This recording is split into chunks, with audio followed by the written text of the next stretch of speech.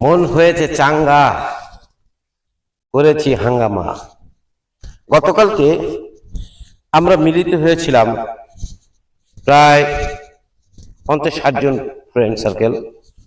গতকালকে আমাদের একটা ইফতার পার্টি ছিল, যারা আমরা ইফতার পার্টিতে আসতে পারছি সত্যি খুবই লাকি, খুবই ভালো লাগছে। কত বছর পর আমরা সবাই একসাথে মিলিত হয়ে পেরেছি, এটা একমাত্র উনিই করেছেন। উনি যদি না করতেন আমরা কেউ একত্রিত হতে পারতাম না।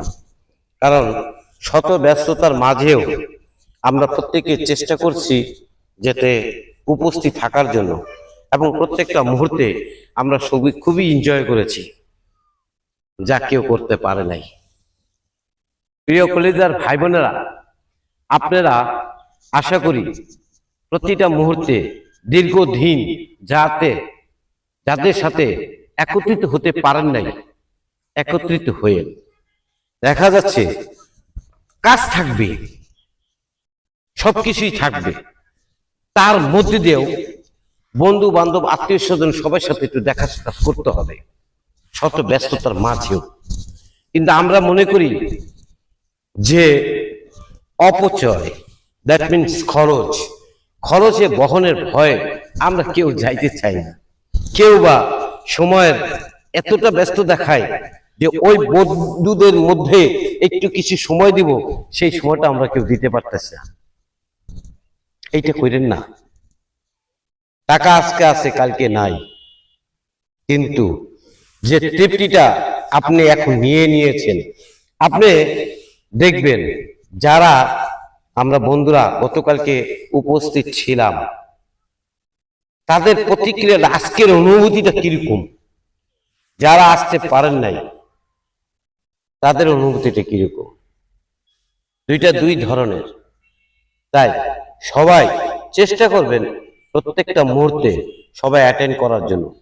আমাদের বন্ধুরা যারা দায়িত্বে আছিল, তা দায়িত্ব ছাড়াও আমরা যারা ফলো আপ করেছি, অনেকে আসার কথা বলেও আসতে পারে না, হয়তো বা কোনো না কোনো কাজের কারণে। কাজ থাকবে, সবকিছুই থাকবে, এর মধ্যে দিয়ে আমাদের সবকিছু করে নিতে হবে। প্রিয় কলিজার ভাই বোনেরা, বন্ধুত্ব এমন একটা সম্পর্ক, বন্ধুত্ব যে কোথায় নিয়ে যায় দাঁড়ায় আপনারা কেউ বুঝতে পারবেন না। আমরা একটা সময় আমরা যখন পরীক্ষা দিয়েছিলাম, সেই পরীক্ষার সময় টেস্ট পরীক্ষার সময় আমাদের এক বন্ধুর বাবা মা আমাদেরকে খুব করতো যে আমরা বন্ধু বান্ধব সব মনে খুব দুষ্ট প্রকৃতির, এমন কোন দুষ্ট প্রকৃতি যা আমরা বাহিরে বিভিন্ন ধরনের কার্যক্রম লিখতে থাকি, কিন্তু আসলে আমরা কিন্তু এটা ছিলাম না, করিও নাই। এক পর্যায়ে তার বিশ্বস্ত আসলো যখন তার ছেলে অসুস্থ হয়ে পড়েছিল। আমাদেরকে বিভিন্ন ধরনের ভাবতো, আমরা কোন রকম খালি ইনফরমেশন পাইছি যে আমাদের বন্ধুরা অসুস্থ। আপনারা বিশ্বাস করবেন না কলিজার ভাই বোনেরা, আমরা কি চেষ্টা করেছি একমাত্র উনি জানেন, উনি সব দেখছেন। আসলে কথা একটা ঠিক, যার কেউ নাই তার আল্লাহ আছে, এই কথাটা সত্য। সত্য এই কারণে তার বাবার যে ভুল ধারণা, সে ভুল ধারণাটা আমরা ভাঙতে পারছি।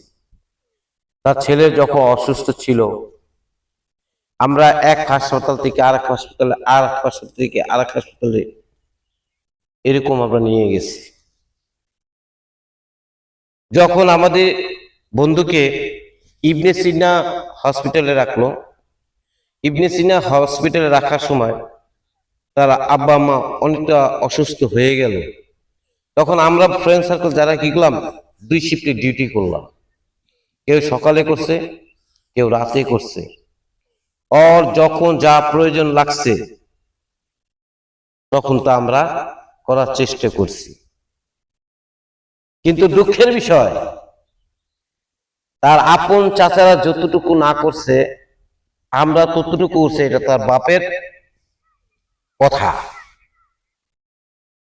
ওই দৃষ্টিতে যখন এক পর্যায়ে তার বাবা এসে বলল যে তোমাদের সাথে আমার একটু কথা আছে। এরকম কথা, সেটা হচ্ছে আমি তোমাদেরকে অনেক অনেক খারাপ ভাবতাম, যে তোমরা বখাটে, তোমরা এই ধরনের। আমি তো মনে করছিলাম আমার একটা ছেলে আছে, কিন্তু এখন তো দেখি আমার আরো 14টা ছেলে আমার আছে। আমার কলজেটা এত বড় হয়ে গেছে যে আমার ছেলে যদি আজকে মরেও যায় আমি অতটা কষ্ট পাবো না।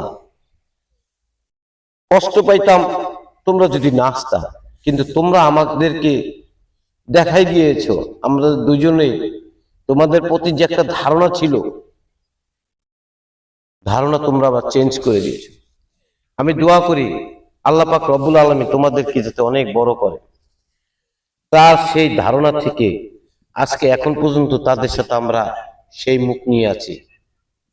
প্রিয় কলেজার ভাই বোনেরা, এই মেসেজটা দেওয়ার উদ্দেশ্য হচ্ছে আমরা যে যেখানে যতটা ব্যস্ততায় থাকবো না কেন, প্রতিটা মুহূর্তে বন্ধু বান্ধব আত্মীয় স্বজন যদি কখনো কোনো আয়োজন করে, কোনো অনুষ্ঠানের কোনো ব্যবস্থা করে, আমরা শত ব্যস্ততার মধ্যে 1 ঘন্টা তাদেরকে দেওয়ার চেষ্টা করব। তাহলেই দেখবেন সম্পর্ক কতটা মধুর হয়ে ওঠে, সম্পর্ক কতটা মধুর হয়ে ওঠে। আমিও তো ধন্য, কেননা আমার কিন্তু ভাই নেই, বোন নাই, আমি ওয়ানলি ওয়ান। কিন্তু ওই মাওলা আমাকে যে এতগুলো ভাই দিছে, এতগুলো বোন দিছে, আমি তো শুকরিয়া শুকরিয়া আমি মাওলার কাছে যে আমার এতটা বন্ধু আত্মীয় স্বজন সবাই আমাকে এতটা সাপোর্ট করে। প্রতিটা মুহূর্তে আমার বন্ধুরা আমার সুপরামর্শ দিয়ে আসতেছে প্রতিটা মুহূর্তে, যে তুই এইভাবে কর, তুই এইভাবে করলে তুই এইভাবে আগে চলবে, তুই যেহেতু এটা জানোস এইটা কর। প্রিয় কলেজার ভাই বোনেরা, আপনারা কি আপনার ভাই বোনদেরকে এরকম উৎসাহ দিচ্ছেন?